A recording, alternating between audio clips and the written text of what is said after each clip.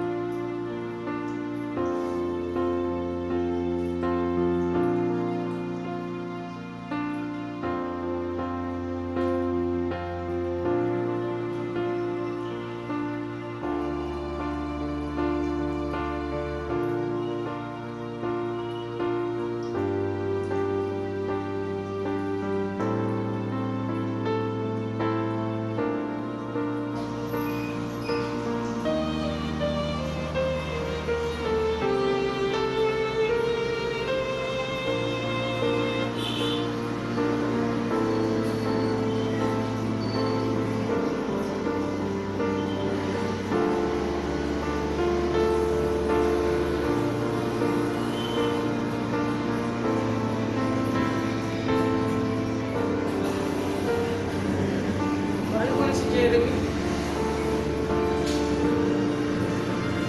Gusto ko umiwas. Dahil alam kong babalik ka.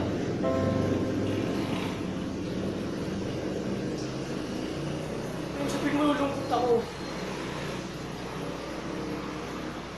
Hindi siya para pasayahin ako.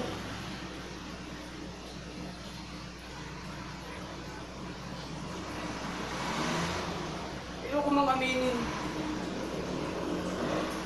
Pero ang sarili ko, dito. Dito.